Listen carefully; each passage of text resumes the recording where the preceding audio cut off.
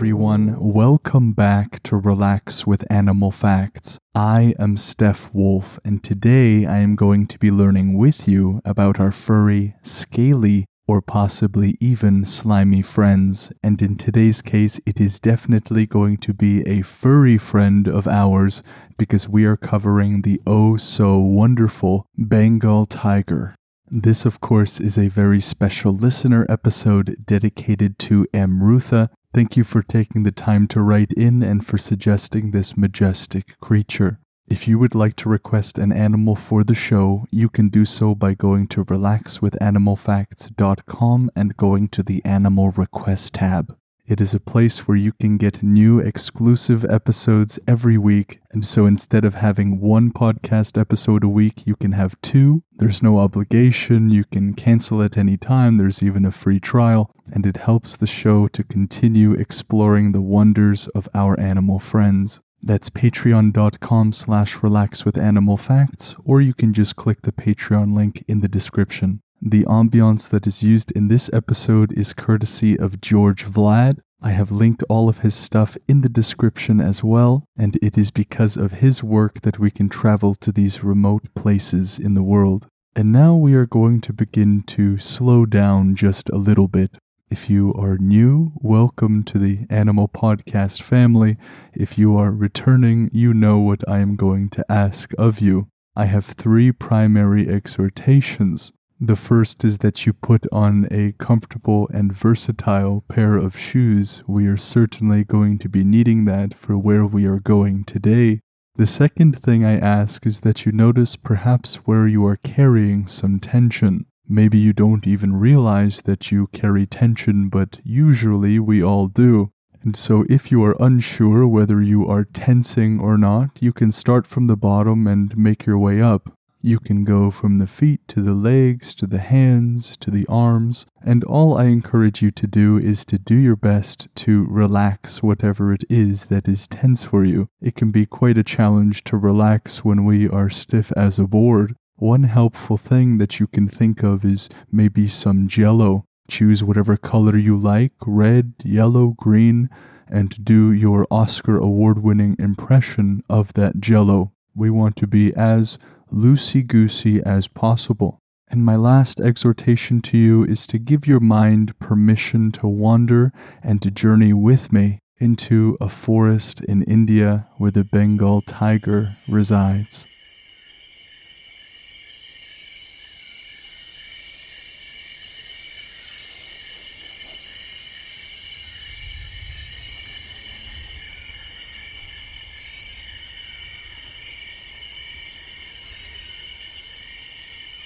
We have made our way back to these lush forests in India. We have been here before, and I am glad that we are here again. Oh, how musical is the nature around us. And here in this forest, it seems as though everybody is joining in. The wind uses the trees as some kind of wind instrument, the swaying of the tall grass and the insects chirping. It is simply breathtaking. We are here looking for the Bengal Tiger, but if we were to use their scientific name, it is Panthera tigris tigris. As is almost always the case, this is coming from Latin and Greek roots. The word Panthera is actually 2 words in the Greek, pan and thera, which when combined means something like all beasts or every beast. I suppose that in the Mediterranean around that time, there were many large beasts, as they call them, and they were lions and tigers. And so this might speak to the fact that lions and tigers and pumas and jaguars, they all look pretty similar as beasts, and so classifying them under this all-beast distinction, I think, is reasonable. The word tigress is just the ancient Greek form of tiger, and so their scientific name would mean all-beast tiger. I am not entirely sure why this tiger has 2 tigresses in its scientific name. Is this the most tigery tiger of them all? I am not entirely sure. but they are indeed, like other tigers, mammals. They are carnivorous in their diet. This means that they eat almost exclusively animal material. They will live from between 8 to 10 years of age in the wild, living slightly more in captivity, as is common among many animals. If they were to come up on their forelimbs, they would be from between 5 to 6 feet tall, with their tail adding another 2 to 3 feet in length. For those of you that prefer centimeters, that is 152 centimeters to 182 centimeters in terms of their length, and their tail will be between 60 to 91 centimeters long. They will weigh from between 240 to 500 pounds, 108 to 227 kilograms on average. As we have previously learned, tigers are the largest members of the cat family. They are specifically distinguished, yes, by their size, but also by their strength and power. The Bengal tiger is also called the Indian tiger. You can probably guess why, given where we are exploring today. They are, in fact, the most common tiger and about half of all wild tigers in terms of population. And given their geography, they have become a very important part of local lore and tradition. They are the national animal of India, and they are also found in China, Bhutan, Bangladesh, and Burma. Every Bengal tiger has a unique stripe pattern. It is sort of how we all have different fingerprints. Of course, there have been documented cases in which the fingerprint will actually be the same between two people, but it is extraordinarily rare. And that is the case with the Bengal tiger as well. Their color will be between a light orange to a yellow, and their stripes will be between black and dark brown. I would journey to guess that most of us, when we imagine a tiger, and maybe even a Bengal tiger, we imagine them to have that very light orange color and black stripes, but they can be a more yellowish color and have dark brown stripes. There are also Bengal tigers that are white. There are other white tigers that are not part of the Bengal tiger species. They will typically have blue eyes, but the Bengal tiger has yellow ones instead. Perhaps being a bit more specific, they have yellow irises. As is common among many species, the female Bengal tigers will be smaller than the males.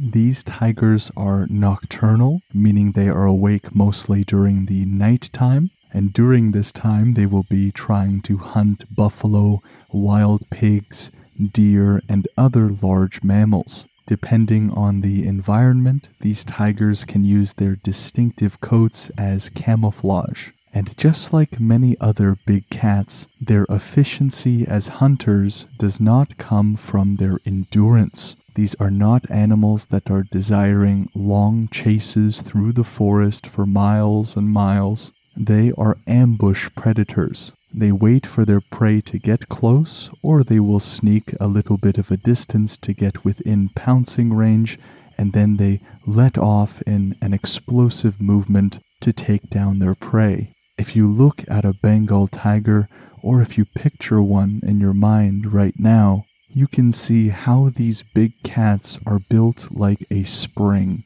Their hind legs, once they are locked into place and ready to pounce, will send the tiger at an incredible speed, and if they desire to do so, at an incredible height as well. When they are running at full speed, they can jump nearly half of a bowling lane. We are talking about 25 feet of distance. And if they wanted to jump just completely vertically up in the air, they can jump up to 16 feet. And so, if the Bengal tiger wanted to, it could jump on top of an elephant's head with ease. They can also run at speeds of over 35 to 40 miles per hour, which is around 55 to 65 kilometers an hour. But again, keep in mind that they can only do so for fairly short distances. These are not wolves that will just run and run and run. They are built for ambush. Now, all of these things make them a very fearsome predator, and there are many who fear the tiger specifically because of some of their reputation in sometimes hunting people. Now, of course, I think a little bit of fear of a tiger is a healthy thing, but an important note is that most tigers avoid humans. They do not actually want much contact with them. Let's say they do not have as much of their natural habitat anymore, or they do not have much to eat when they are sick or starved and unable to hunt as they normally would, or their prey, which was their main meal, is not there anymore. These are the conditions of the tigers that typically attack people. But in general, they tend to want nothing to do with us. And I, for one, looking at the compact power of these tigers, am quite happy about that.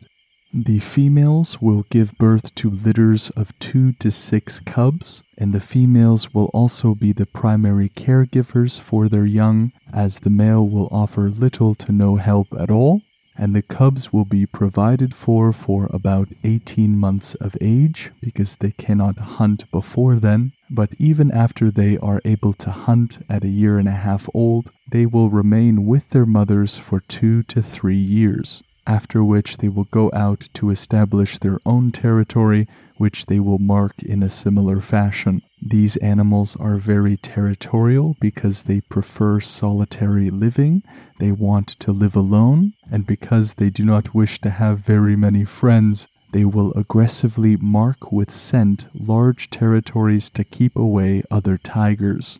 They will mark their territory in the same way that our dogs do. These tigers have very strong teeth and long as well, from between 7.5 to 10 centimeters, meaning up to 4 inches. They anatomically have no issue being fearsome predators. And with these exceptionally long and strong teeth, they will of course use it to hunt. And once they do get prey, they can eat up to 90 pounds, about 40 kilograms of meat in one single eating session. Because they can get so much energy and eat so much in one session of hunting, they are very dedicated hunters. So remember that they are hunting during the nighttime, and if they are chasing their prey in the nighttime and it hops up into a tree, even though they are not amazing climbers, they will in fact climb trees to get their prey. And if they so choose, they are so strong that they can pull a bison by themselves.